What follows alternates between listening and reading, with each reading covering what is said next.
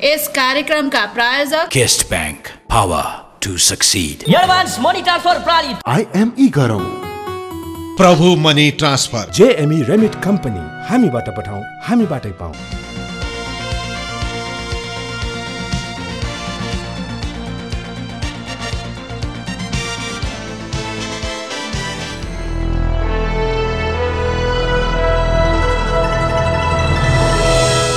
दर्शकवृन्द नमस्कार। जनसवाल राष्ट्रिय दैनिक, जनदबाव राष्ट्रिय साप्ताहिकको संयुक्त प्रस्तुति कार्यक्रम अर्थ र रोजगारमा हार्दिक स्वागत गर्दछौँ।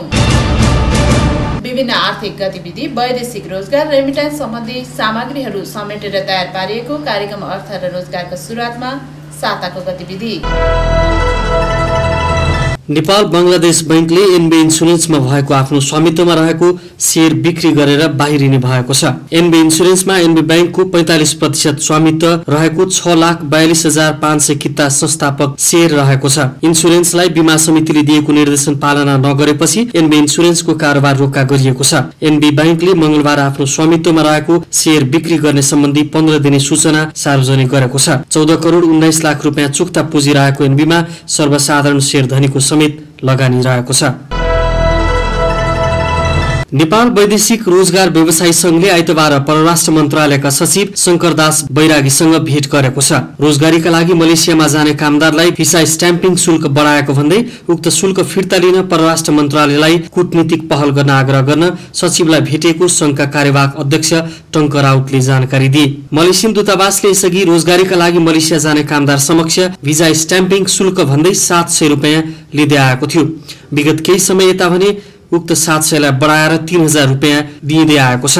उक्त शुल्कले कामदारलाई आर्थिक भार बढ्ने भन्दै शुल्क घटाउन आग्रह गरेको कार्यवाहक अध्यक्ष राउतले बताए। भेटमा सचिव बैरागीले परराष्ट्र मन्त्रालयले यस विषयमा कुनै कुरा बोल्न नमिल्ने बताएका थिए। यस विषयमा परराष्ट्र मन्त्रालय भन्दा श्रम तथा रोजगार मन्त्रालयमा आफ्ना समस्यालाई प्राथमिकताका साथ राख्न उनले आग्रह गरे। यस विषयले रोजगारीका लागि मलेसिया जाने कामदारलाई आर्थिक भार बढ्ने भन्दै त्यसलाई रोक्न मन्त्रालयले आफ्नै शैलीमा कूटनीतिक पहल गर्ने सचिवको भनाइ थियो। सचिव बैरागीले व्यवसायीले नेपाली कामदारलाई असर नपर्ने श्रम तथा रोजगार मन्त्रालयमा लैजाने र श्रमले परराष्ट्रमा पठाएको निर्णयलाई कार्यान्वयनमा लैजाने वचन दिएका थिए। उता श्रम तथा रोजगार मन्त्रालयले भने यस विषयलाई प्राथमिकताका साथ हेरेको बताएको छ।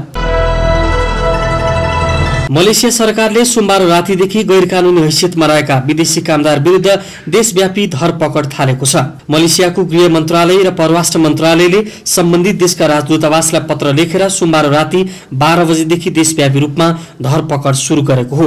मलेसियाली सरकारले पठाएको पत्र प्राप्त भएको क्वालालम्पुर स्थित नेपाली राजदूतावासका द्वितीय सचिव चक्र सुवेदीले बताए। उनले नेपाली कामदारहरू समस्यामा नपरुन् भनेर आइतबार पनि दूतावास खुल्ला राखिएको जानकारी दिए। गैर कानूनी अवस्थामा रहेका सबैले नेपाली कामदारलाई तत्कालै राजदूतावासमा सम्पर्क गरी ट्राभल डकुमेन्ट लिन र टिकट पनि तयारी अवस्थामा राख्न सुवेदीले आग्रह गरेका छन्। एकीकृत अपरेसन नाम दिएको यो धरपकड अभियानमा अध्यागमन अधिकारी, प्रहरी, गैर सैन्य दस्ता, अन्य स्वयंसेवकहरू आबद्ध रहेको जनाइएको छ। अघिल्लो आम माफी तथा वैधता कार्यक्रममा दर्ता भए पनि वैध बन्न छुटेकालाई पुनः वैधानिक बन्न मलेसियाले गत सेप्टेम्बर 20 देखि जनवरी 20 तारिकसम्म विशेष अवसर दिएको थियो। पटक पटक वैध हुन अवसर दिए पनि अझै 10 लाख विदेशी कामदार गैर कानूनी हैसियतमा रहेको हुन सक्ने अनुमान गर्दै धरपकडको सुरुवात गरिएको मलेसियाली गृह मन्त्रालयले जनाएको छ।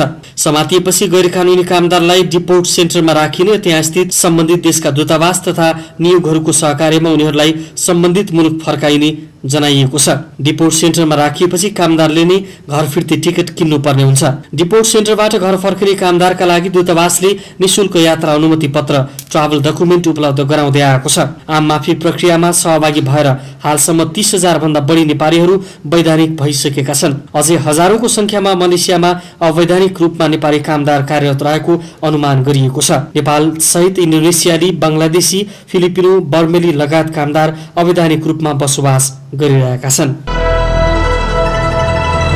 मलेसियामा रहेको नेपाली दूतावासले गैर कानूनी रूपमा बसेका सबै नेपालीलाई घर फर्कन अपील गरेको छ। मलेसिया सरकारले सोमबार मध्यरातदेखि अवैधानिक कामदारलाई पक्राउ गर्ने घोषणा गरेपछि दूतावासले यस्तो अपील गरेको हो। नेपाली दूतावासले शनिबार विज्ञप्ति निकालेर अवैधानिक कामदारलाई स्वदेश फिर्ताको प्रक्रिया सुरु गर्न, यात्रा अनुमति पत्र लिन दूतावासमा सम्पर्क गर्न आग्रह गरेको छ। त्यसका लागि दूतावासले आइतबार पनि कार्यालय खुल्ला राखेको थियो। अवैधानिक भए पनि स्वदेश फर्कने प्रक्रियामा लागेकालाई मलेसिया सरकारले पक्राउ नगर्ने पर्ने भएको छ। यात्रा अनुमति पत्र लिइसकेका तथा हवाई टिकट खरिद गरिसकेकाहरूसँग कारबाही स्वरूप केही जरिमाना मात्र लिने दूतावासले जनाएको छ। यसअघि पनि मलेसिया सरकारले अवैधानिक आप्रवासी कामदारलाई स्वदेश फर्कन तथा वैध भएर बस्न पटक पटक आग्रह गर्दै आएको थियो। 30,000 नेपाली वैधानिक भइसके पनि अझै हजारौं नेपाली अवैधानिक रूपमा मलेसियामा बसिरहेको अनुमान गरिएको छ। अवैधानिक कामदारले झुटा प्रमाणहरू पेश गरी फेरि मलेसिया आउने खतरा रहेकाले स्वदेश फर्कदा उनीहरूको विद्युतीय औँठा छाप प्रमाणका लागि राखिने मलेसियाका सञ्चार माध्यमहरूले जनाएका छन्। एडभान्स मनी ट्रान्सफर प्रणाली 3rd floor Churchill complex Chinatown Sundhara Kathmandu. ल हेर्नुस् त, हेर्दा हेर्दै एडभान्स मनी ट्रान्सफरबाट पैसा आगाठे। सुनौलो बिहानीसँगै सुरु हुन्छ यात्रा। अलग्गै पहिचान बोकेर अथक परिश्रम गर्दै अप्ठ्याराहरू व्यवस्थापन गर्दै आफ्नै कार्यमा तल्लीन भई बढिरहेछ अगाडि सेवा भावले समर्पित भई। हामी गर्व गर्छौं यसरी नै तपाईको सेवामा समर्पित हुन पाउँदा। Kist bank, power to succeed. ए साउजी नमस्ते। छोरो विदेश पठाउने त, छोरीको बिहे गराउने त, पैसा तिर्ने चाहिँ म। तैले लिएको यो ऋणको भाका सकिन अब 20 मिनेट मात्रै बाँकी छ। मेरो पनि छोरो जापानमा छ। बा ढोकरे नालायक, तँलाई झन् बेलैमा पैसा पठाइदे भनेको होइन? जाने भो सब थोक साहुले लाने भो। त्यसो भए सुन्नुस्, म 10 मिनेट भित्रमा जापानको जिएमई पुगेर पैसा हालिदिन्छु। बाँकी 5 मिनेटमा पैसा तपाईको हातमा। ल हिँड्नुस्।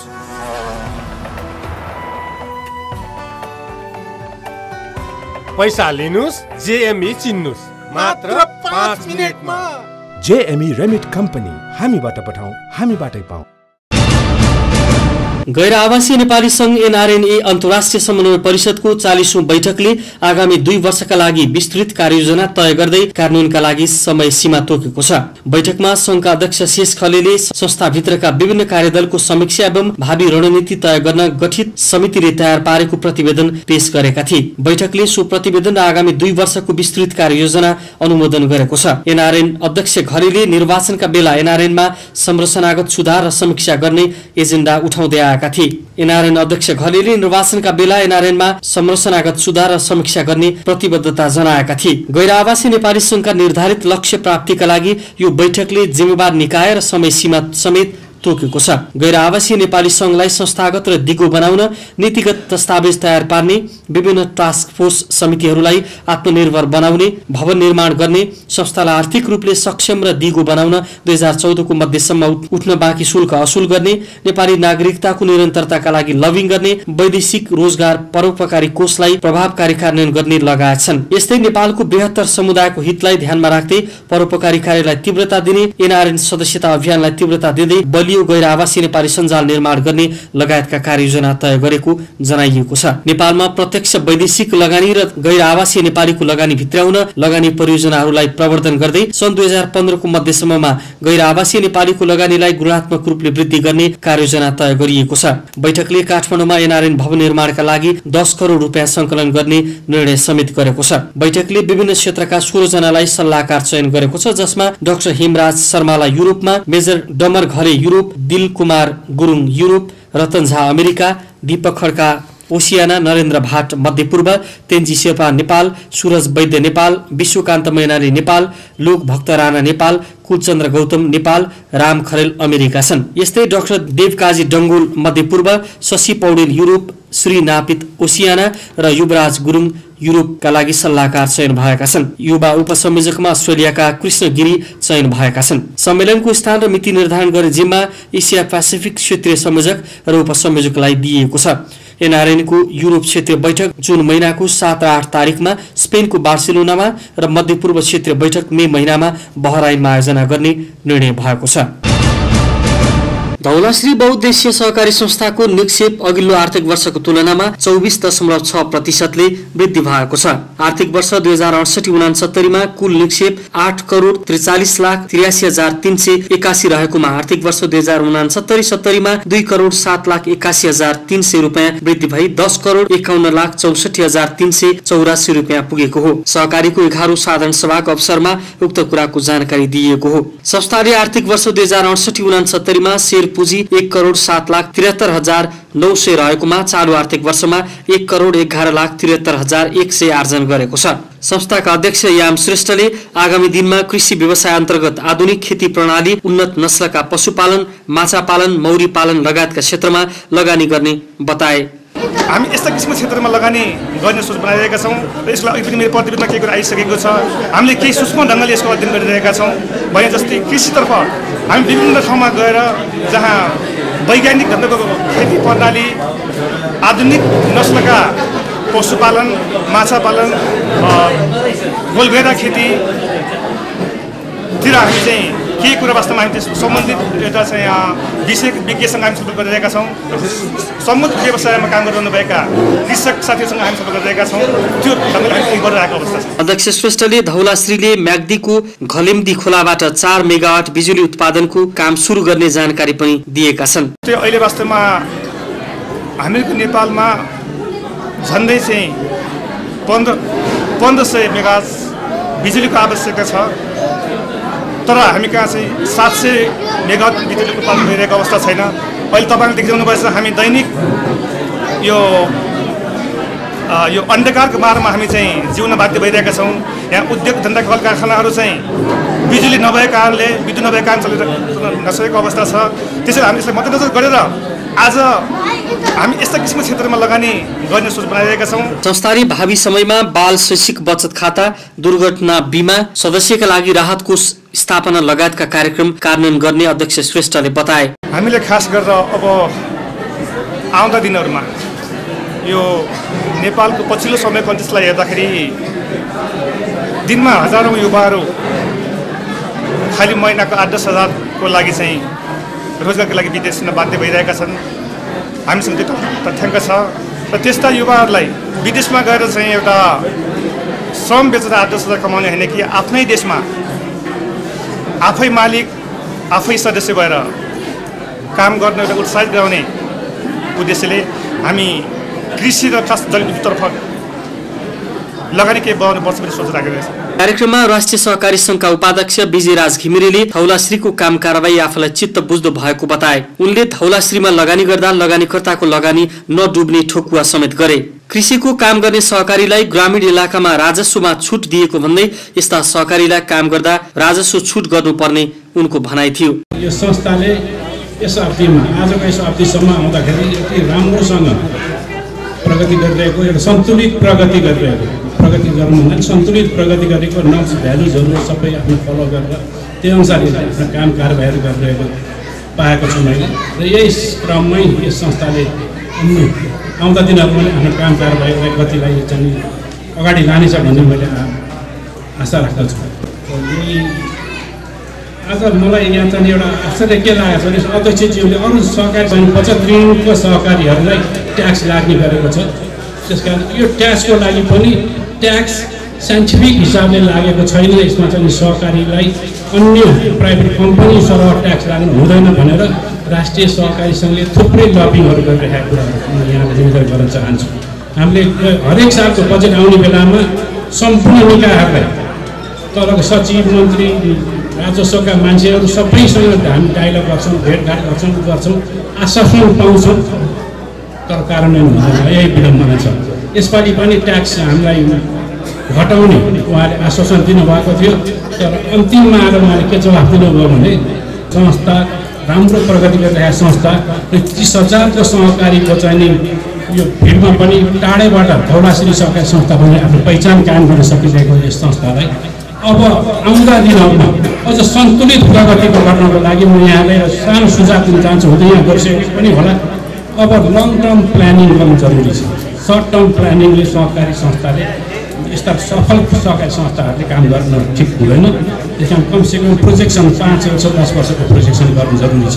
कार्यक्रममा सभासद ओम देवी मल्लले सहकारीलाई आगामी दिनमा कसरी अगाडि बढाउन सकिन्छ भनेर संविधान सभामा आफूले सक्दो प्रयास गर्ने बताइन्। उनले नेपालका केही सहकारीमा समस्या देखिए पनि 95% सहकारीले राम्रो काम गरेको बताइन्। नेपालमा सहकारी बढी भएको भन्दै उनले सहकारीले आगामी दिनमा नाफामुखी मात्र नभएर सामाजिक काममा समेत आफूलाई अग्रसर बनाउनु पर्ने विचार व्यक्त गरिन्। कार्यक्रममा कक्षा 12 उत्तीर्ण गर्ने शेर सदस्यका छोराछोरीलाई सम्मान गर्नुका साथै उत्कृष्ट निक्षेपकर्ता डीआईजी विमला थापा, उत्कृष्ट कर्जा कारोबारी उदेवी सन्त्याल, धौलाश्री मनी एक्सप्रेसबाट रेमिट्यान्सको कारोबार गर्ने उत्कृष्ट कारोबारी गप बहादुर पाइजापुन लगायतका व्यक्तिलाई सम्मान गरिएको थियो। धौलाश्रीको 11औं साधारण सभाले नयाँ सञ्चालक समिति समेत चयन गरेको छ, जसमा यसअघि सञ्चालक समितिमा रहेका सदस्य पुनः निर्विरोध निर्वाचित भएका छन्। अध्यक्षमा याम श्रेष्ठ, उपाध्यक्षमा सरोज कुमार श्रेष्ठ, सचिवमा दिनेश नारायण श्रेष्ठ र कोषाध्यक्षमा यामबहादुर गर्बुजा छन्। सदस्यहरूमा विष्णु प्रसाद शेरचन, तारा श्रेष्ठ जोशी र महेश कुमार श्रेष्ठ छन् भने लेखा समितिको संयोजकमा प्रम दत्त उपाध्याय रहेका छन्।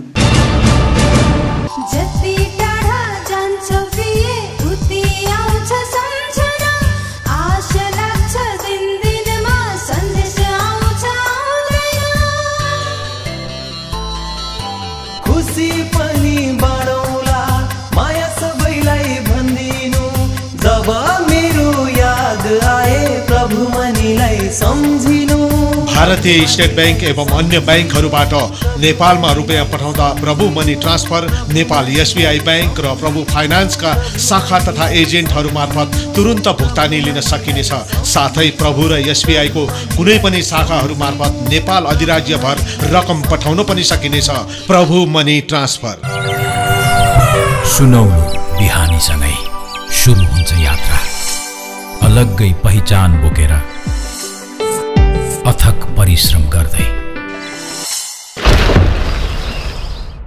अप्ठ्याराहरू व्यवस्थापन गर्दै, आफ्नै कार्यमा तल्लीन भई बढिरहेछ अगाडि, सेवा भावले समर्पित भई। हामी गर्व गर्छौं यसरी नै तपाईको सेवामा समर्पित हुन पाउँदा। Kist bank, power to succeed. Advance money transfer प्रणाली 3rd floor Churchill complex Chinatown Sundhara Kathmandu. ल हेर्नुस् त, हेर्दै एडभान्स मनी ट्रान्सफरबाट पैसा गाठे। घरमै बसी बसी मोबाइल रिचार्ज गर्न, बिजुलीको बिल तिर्न, ल्यान्डलाइनको पैसा तिर्न लगायत धेरै सुविधा पाएको, त्यो पनि विशेष छुटका साथ सुविधा पाइने सेवा हो ई-सेवा। ई-सेवा तपाईँ हामीले धेरै सुनेको नाम हो, तर पनि हामी यसका सेवा र सुविधाबारे अनभिज्ञ हुन सक्छौँ।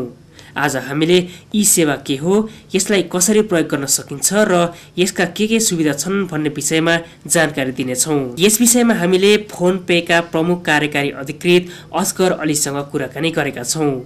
सबैभन्दा पहिले ई-सेवाका विषयमा जानकारी दिनुहुँदै अली। सेवा भनेको चाहिँ हामीले खास अहिलेसम्म हामीले नेपालमा इन्टरनेट र मोबाइललाई कुरा गर्ने गर्नको लागि र इन्टरनेटलाई चाहिँ मनोरञ्जनको लागि मात्रै प्रयोग गर्यौँ। त्योभन्दा एक स्टेप माथि चाहिँ हामीले अरू हामी दैनिक उपभोग्य कुराहरूको लागि पनि हामीले ई-सेवा कसरी प्रयोग गर्न सकिन्छ त भन्दाखेरि चाहिँ फोनले चाहिँ के अरे तपाईँको कल सेन्ड र रिसिभ गर्न सकिन्छ भनेपछि चाहिँ हामीले यसमा अलिकति टेक्नोलोजीलाई युज गरेर तपाईँको पैसा पनि आदान प्रदान गर्न सकिन्छ भन्ने हिसाबले चाहिँ हामीले तपाईँको मोबाइललाई नै वलेटको रूपमा कन्भर्ट गर्नको लागि चाहिँ हामीले ई-सेवा कन्सेप्ट ल्याएका छौँ। र अब आजसम्म चाहिँ तपाईँले आफ्नो मोबाइलबाट चाहिँ फोन गर्न मात्रै पाउनुहुन्थ्यो भनेपछि अब तपाईँले कसैसँग पैसा लिनुपर्ने थियो भने पनि तपाईँले आफ्नो मोबाइलमै पैसा रिसिभ गर्न पाउनुहुन्छ। र कसैलाई केही पेमेन्ट गर्नुपर्ने छ भनेपछि पनि तपाईँले मोबाइललाई नै प्रयोग गरेर पेमेन्ट गर्न पाउनुहुन्छ। हामीले चाहिँ अलिक फोकस गरेको भनेको तपाईँको कस्तो भन्दाखेरि चाहिँ जुन कुराको लागि मान्छेले आजसम्म दुःख पाइरहेका थिए, जस्तै अब खानेपानीको बिजुलीको पैसा तिर्नलाई उनीहरूको काउन्टरमा जानु पऱ्यो, लाइन लाग्नु पऱ्यो, भनौँ न तपाईँको ब्याङ्कमा पैसा जम्मा गर्नलाई पनि ब्याङ्कमै गएर लाइन लाग्नु पऱ्यो।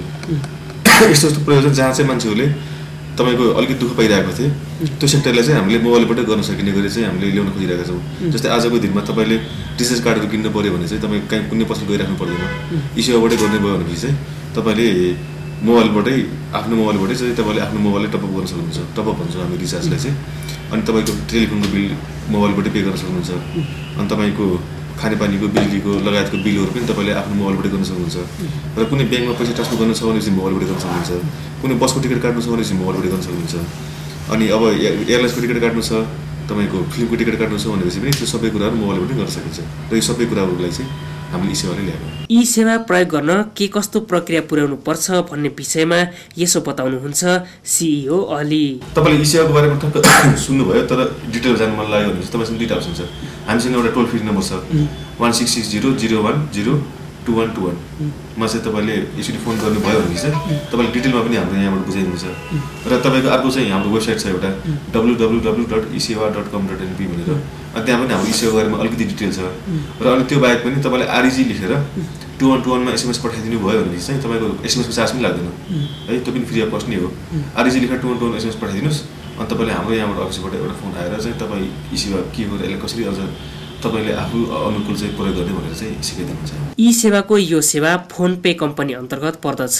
यस्तै यो कम्पनीबाट सञ्चालित अर्को बहुचर्चित सेवा हो मोबाइलमा विज्ञापन बज्ने। तपाईँ हामीलाई मोबाइलमा फोन आउँदा घन्टीको सट्टा विज्ञापन बज्छ र त्यसबाट हामीले पैसा आम्दानी गर्न सक्दछौँ। क्यास अन एडले सञ्चालन गरेको यो सेवाको विषयमा यसो बताउनुहुन्छ सिइओ असगर अली। यो लास्ट 2 इयरदेखि चाहिँ कन्ज्युमर बेस प्रोडक्टमा हामी फोकस छौँ। अहिले हामीले चाहिँ हामीसँग भएको मोबाइललाई होइन कसरी कि त पैसा सेभ गर्ने कि नभए कमाउने भाडा बनाउनेमा चाहिँ हामी फोकस छौँ। अनि यो खास क्यास अन एडको कन्सेप्ट कस्तो भने चाहिँ तपाईँ जस्तै टिभीमा एड आउँछ नि, टिभीमा एड आयो तपाईँले हेरिदिनु भयो तपाईँले केही पाउनु भएन है होइन। जस्तै कुनै एउटा प्लेयरले चाहिँ तपाईँको कुनै एउटा कम्पनीको ब्रान्डिङ गर्छ तर उसले सर्टेन पैसा पाइरहेको हुन्छ नि, हाम्रो भएको मोबाइलले पनि त्यसरी ब्रान्डिङ किन नगर्ने हामीले, त्यो कन्सेप्टले चाहिँ हामीले ल्याएका हौँ। यसमा चाहिँ के हुन्छ भने चाहिँ जस्तै तपाईँको अहिलेसम्म फोन आइरहेको थियो, तपाईँले कुनै एउटा धुन बजाउनु हुन्थ्यो अनि एज ए रिङटोन चाहिँ तपाईँले धुन बजाउनु हुन्थ्यो अनि फोन हामी रिसिभ गर्नुहुन्थ्यो है। त्यो धुनको सट्टामा चाहिँ हामीले एउटा एड पठाउँछ तपाईँलाई, त्यो एड हेरिदिनु 6 सेकेन्डसम्म र त्यो 6 सेकेन्डसम्म एड हेरेपछि तपाईँले या त के नयाँ इन्फर्मेसन पाउनुहुन्छ र प्लस त्यो 6 सेकेन्डसम्म तपाईँले त्यो एड हेरे भएपछि चाहिँ तपाईँले हाम्रो अफिसले चाहिँ रु 1 तपाईँको क्यास एडमा ट्रान्सफर गरिदिन्छ, जसले गर्दाखेरि चाहिँ तपाईँको यो विज्ञापनको वालाहरूलाई पनि होइन ल मेरो विज्ञापन हेरियो भन्ने कुरा पनि ग्यारेन्टी हुन्छ किनभने 6 सेकेन्डसम्म तपाईँले विज्ञापन हेर्नै पर्ने हुन्छ र योभन्दा अगाडि चाहिँ तपाईँले जति पनि विज्ञापन हेर्नुभयो रिटर्नमा केही पनि पाउनु भएन, तर हामी चाहिँ तपाईँले एउटा विज्ञापन हेरिदिए भएको चाहिँ 1 रुपियाँ हामी तपाईँले दिन्छौँ। क्यास अन एड सञ्चालन गर्न एन्ड्रोइड भर्सन भएको मोबाइल प्रयोग गर्नु पर्दछ।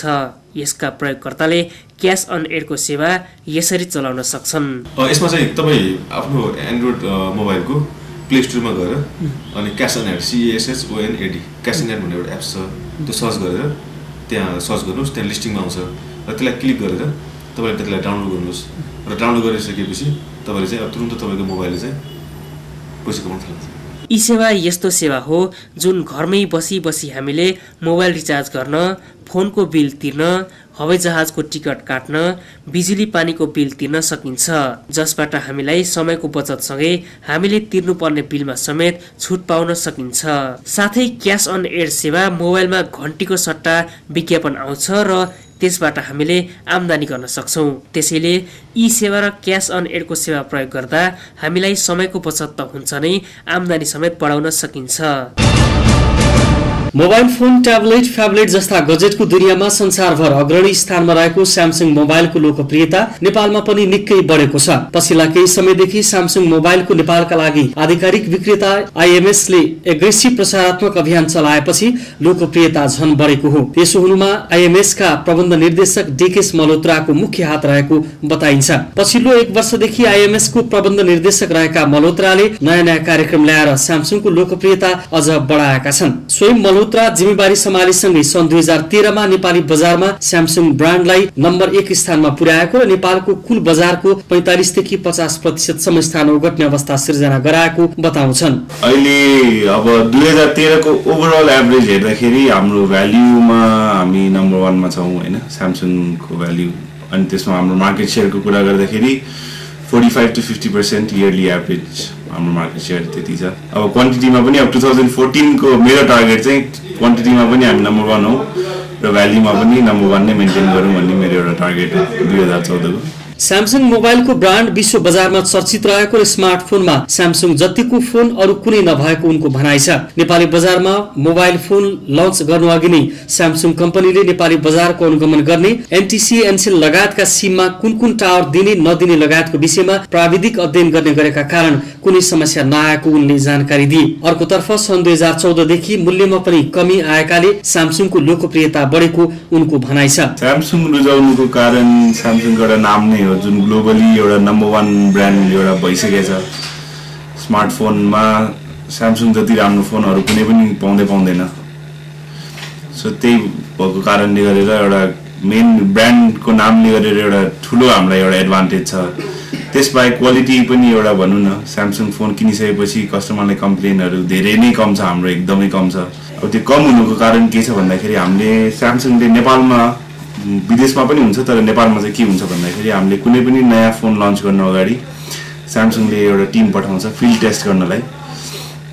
त्यो फिल्ड टेस्ट चाहिँ के हो भन्दाखेरि एनटिसी एनसेलहरू जति पनि अपरेटरहरू यहाँ नेपालमा छ त्योसँग अब सबै कम्प्याटेबल छ कि छैन, नेटवर्क कतै टिप्छै टिप्दैन, काठमाडौँमा टिपिरहेछ भने इलाममा टिपिरहेछ कि छैन त। सो सबै कुरा टेक्निकल कुराहरू सबै कुरा चेक गरेर टेस्ट गरिसकेपछि अनि सबै ओके भएर 100% भइसकेपछि बल्ल हामीले त्यो कुरालाई त्यो फोनलाई नेपालमा लन्च गर्छौँ। सो त्यो तरिकाको अरू ब्रान्डहरूले सबैले गर्दैन। सो त्यसले गरेर पनि एउटा क्वालिटी हाम्रो धेरै राम्रो छ। अब हामीले प्राइस पनि भनौँ न 2013 सम्म अलिकति महँगो थियो होला हाम्रो स्यामसङको फोनहरू, 2014 देखि हामीले प्राइस पनि कम गरिसकेका छौँ। प्लस अब स्यामसङको फोनमा स्यामसङको आफ्नै फिचर्सहरू पनि अरू स्मार्टफोन्स भन्दा बढी छ।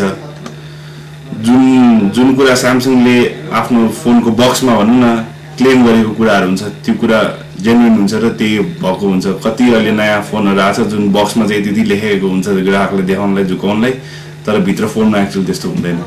सो स्यामसङको त्यस्तो प्रब्लमहरू पनि केही पनि छैन। सो मेन यही कुराहरूको कारणले एउटा सर्भिस पनि अब हाम्रो भनौँ न हाम्रो आफ्नै 5वटा सर्भिस सेन्टरहरू पनि छ। सो राम्रो सर्भिस पनि पाउनुहुन्छ। सो यही सब कारणले गरेर ग्राहकले रुचाउनुहुन्छ स्यामसङलाई अरू ब्रान्ड भन्दा बढी। स्यामसङ मोबाइलले सन् 2014 मा 60 देखि 65 लाख मोबाइल सेट बिक्री गर्ने जनाएको छ। मल्होत्रा नेतृत्वको व्यवस्थापनले 2015 का लागि समेत नयाँ योजना बनाउन सुरु गरिसकेको छ। शहरी क्षेत्रमा स्यामसङ प्रतिको आकर्षण निकै बढिरहे पनि ग्रामीण क्षेत्रमा स्यामसङ मोबाइलको सेवा सुविधाबारे जानकारी नभएकाले अब ग्रामीण क्षेत्रलाई फोकस गरेर हिमाल पहाड तराई सबै ठाउँमा बजार बढाउन टुर क्याम्पेन सुरु गरेको छ। प्रबन्ध निर्देशक मल्होत्राले टुर क्याम्पेनले सबै नेपालीलाई स्यामसङ मोबाइल बारे जानकारी दिन मद्दत पुर्याउने विश्वास व्यक्त गरे। त्यो मोस्टली फोकस भनौँ न अहिलेसम्म काठमाडौँमै थियो, तर मेरो चाहना र भनाइ के हो भने एउटा काठमाडौँ मात्र गर्नु किन गर्ने, यो नेपालभरि सबैले एउटा अपर्च्युनिटी पाउनुपर्छ भनेर। फोन त अब सबै एउटा पहिला एउटा लग्जरी आइटम जस्तो थियो, अहिले एउटा सबैको जरुरी एकदम जरुरी नै आइटम छ। सो सबैले चलाउँछ, पहाडतिर पनि मोबाइल फोन चलाउँछ, तराईतिर पनि मोबाइल फोन चलाउँछ।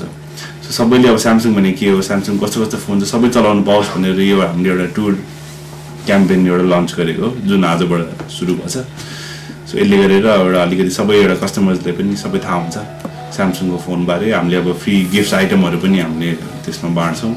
सेवा सुविधाका हिसाबले उपभोक्तालाई स्यामसङ मोबाइलले पूर्ण सन्तुष्टि दिए पनि भन्सार नतिरी नेपाल भित्राइने कतिपय मोबाइल फोनका कारण केही अप्ठ्यारो हुने गरेको प्रबन्ध निर्देशक मल्होत्राको भनाइ छ। उनले भन्सार नतिरी नेपालमा ल्याइएका फोन बिक्री वितरणमा कडाई गर्न सरकार समक्ष आग्रह गरेका छन्। त्यस्ता कारोबारीका कारण आधिकारिक रूपले दर्ता भएर सरकारलाई राजस्व बुझाइरहेका र उपभोक्तालाई गुणस्तरीय सेवा दिँदै आएकाहरूलाई ठूलो अप्ठ्यारो परेको उनले बताए। अर्को हाम्रो प्रब्लम एउटा ग्रेको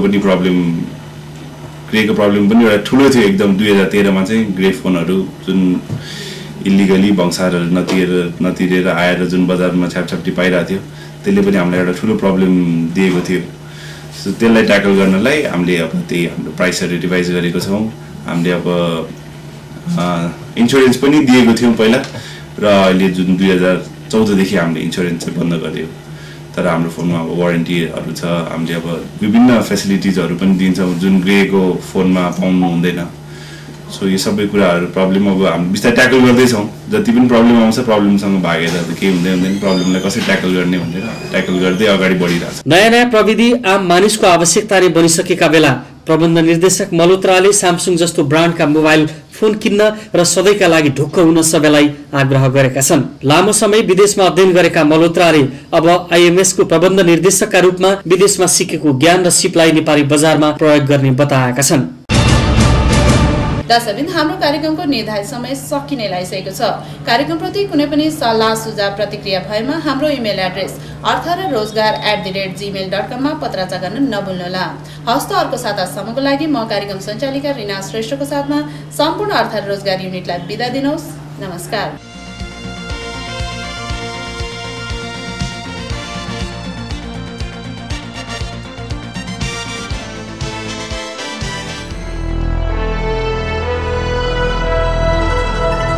इस कार्यक्रम का प्रायोजक Kist bank, power to succeed. Advance money transfer प्रणाली IME गरौँ।